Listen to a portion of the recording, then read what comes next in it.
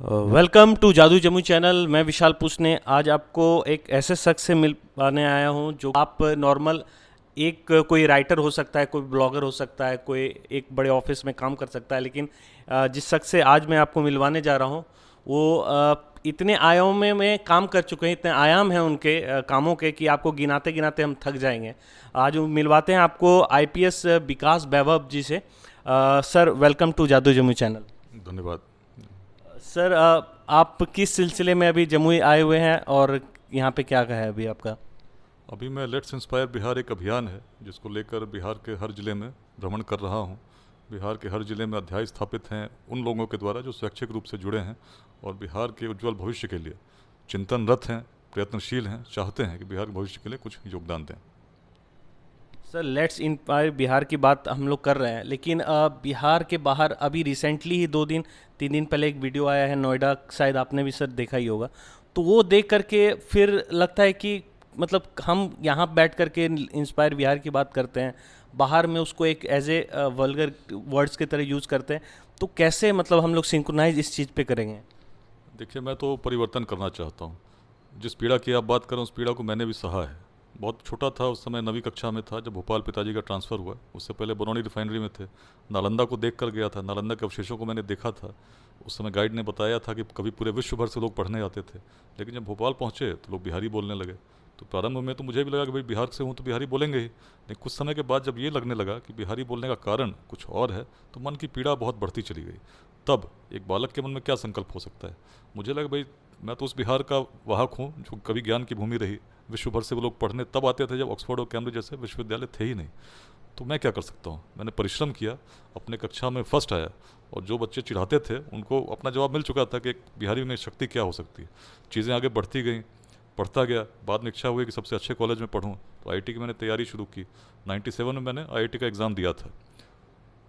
बहुत अच्छा एग्ज़ाम हुआ। एग्ज़ाम देकर जब आए तो सुबह सुबह जब उठे तो माँ ने बताया कि भाई पेपर कैंसिल हो गए हैं। मैंने पेपर क्यों कैंसिल हो गए? तो पेपर लीक हो गए हैं। और पेपर लीक का केंद्र बिहार था। उस समय पिताजी दिल्ली में थे। तो पीड़ा और बढ़ी कि भाई जिस बिहार में हम लोग, ऐसी कल्पना थी, इतने ज्ञानवान लोग रहा करते थे, महर्षि याज्ञवल्क्य रहे, उपनिषद लिखे गए, उस बिहार में ऐसी स्थिति क्यों हुई कि आज लोग इस तरह के काम करते हैं। तो पीड़ा हुई। तैयारी की, दोबारा एग्ज़ाम हुए, आईआईटी पहुँचे। आईआईटी पहुँचे तो वहाँ एक और झटका लगा। पिताजी की पोस्टिंग फिर बरौनी हुई।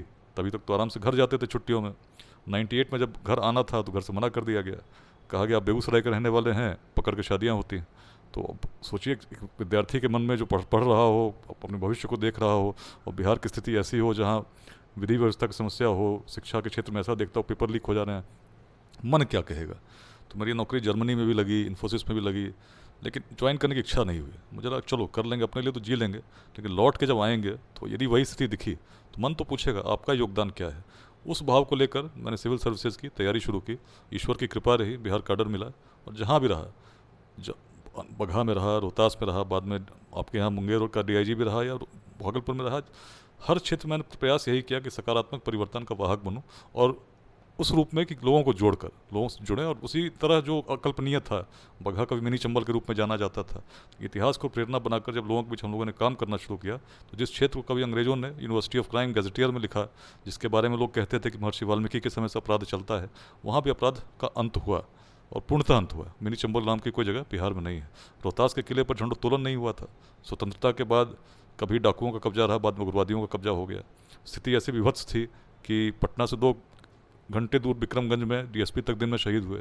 अनेक थानों पर आक्रमण हुए। हर साल लाखों, मतलब लोग तो प्रभावित थे ही, कई बड़ी संख्या में पुलिसकर्मी मारे जाते थे।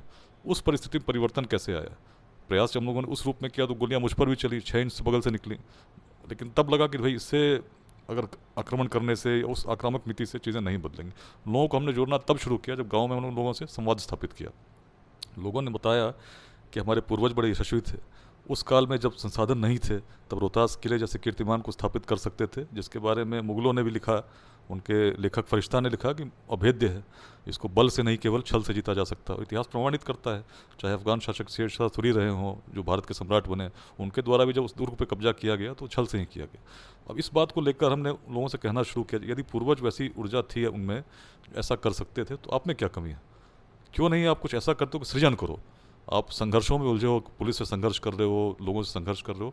दृष्टि बदलने की हम लोगों ने कोशिश की, उग्रवादियों का विरोध नहीं किया, और धीरे धीरे उनके ही पूर्वजों की दृष्टि को जब हमने उनके साथ साझा करना शुरू किया, लोग जुड़ने लगे, और जब जुड़ने लगे उग्रवादियों का विरोध स्वतः प्रारंभ हो गया। पुलिस को उसमें कुछ करना नहीं पड़ा, और ऐसा हुआ कि उग्रवादी बाध्य हो गए, पुलिस से लूटे हुए शस्त्रों के साथ सरेंडर करना पड़ गया।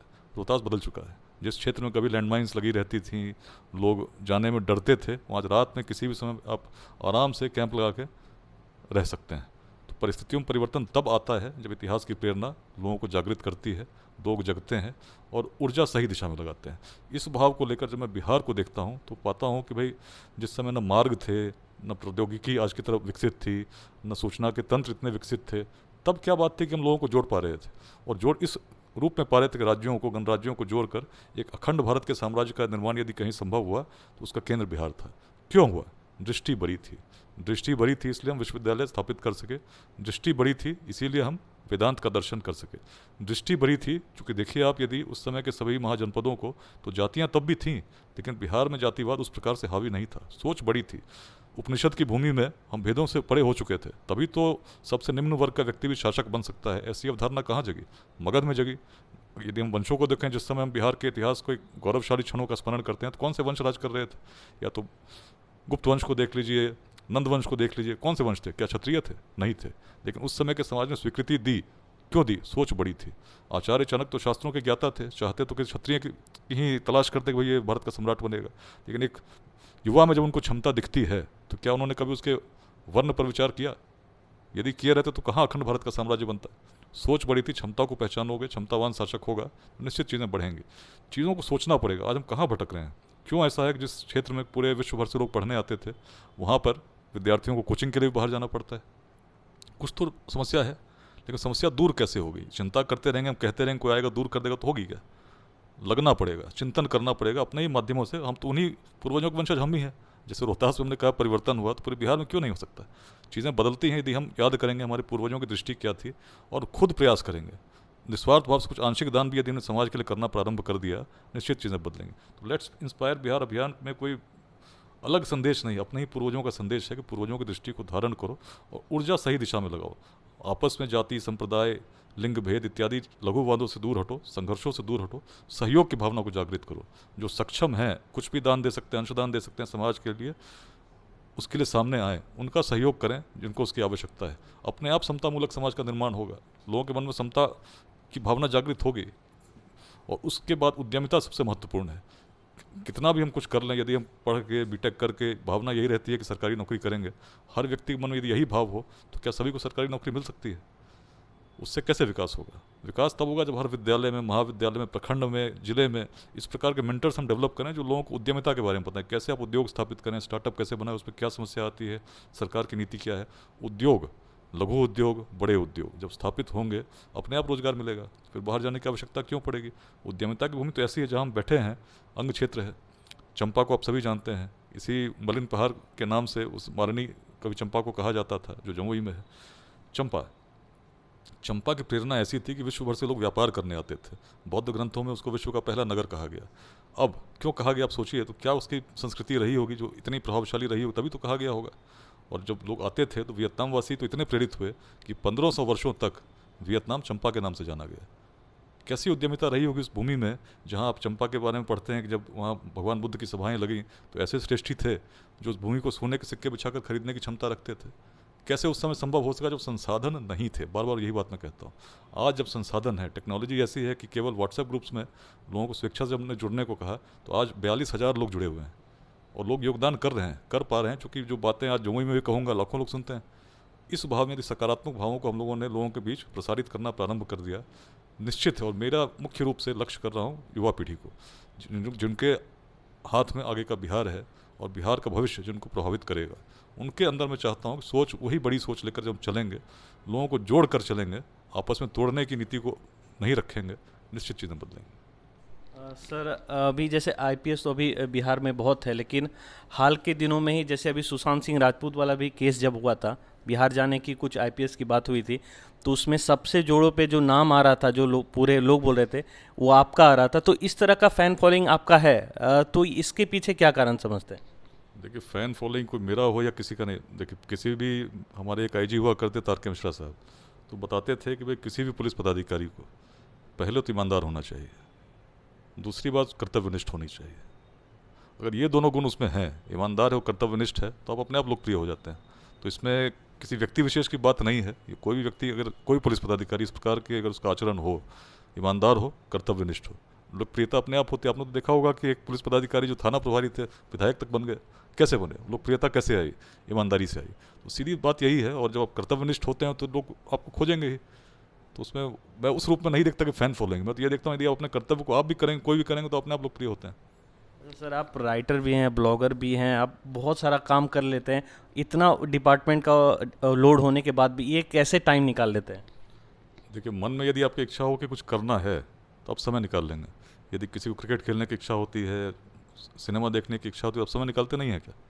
अब जिसके मन में ऐसी ही भावना बस गई हो कि बिहार के लिए कुछ करना है, तो समय निकालेगा ना। तो छुट्टी के दिन देखिए आपके साथ जमुई में बैठा हूँ, कल सुबह फिर ऑफिस में रहूँगा, काम भी करूँगा, लेकिन जो समय है मेरे पास, जो समय मिलता है, गाड़ी में जाता हूँ तो ब्लॉगिंग कर लेता हूँ, लिख लेता हूँ। समय तो ईश्वर ने सबको वही दिया है, लेकिन यदि आपके मन में कोई इच्छा हो और प्रबल हो, तो समय आप निकाल लेते हैं। तो सर आप महावीर की धरती जमुई में है, तो जमुई का फ्यूचर को आप पास से जाने भी हैं, यहाँ पे एज ए आईजी भी रहे भी थे, तो आप कैसे देखते हैं? मैं तो इसे असीम ऊर्जा के स्रोत के रूप में देखता हूँ, जिसमें बिहार के भविष्य में अपना योगदान करने की प्रबल संभावना है। और हर युवा को मैं देखता हूँ कि उसे स्मरण करना चाहिए कि हम क्या थे, और आज जब स्मरण करेंगे, उस भाव के साथ चलेंगे, निश्चित जमुई से मैं अत्यंत प्रभावित हूँ। प्राकृतिक छटा अद्भुत है, और इस क्षेत्र में पर्यटन के भी असीम संभावनाएं हैं। तो सब चीज़ों को चिंतन करेंगे तो हम उसको विकसित भी कर सकेंगे, और पर्यटन के अलावा उद्योग की भी बहुत प्रबल संभावना जमुई में है। चलिए यहाँ पे हम अपनी रिपोर्ट को विराम देते हैं। हमारे साथ विकास वैभव सर थे, मैं विशाल पुष्ने, जादू जमुई से। Thank you.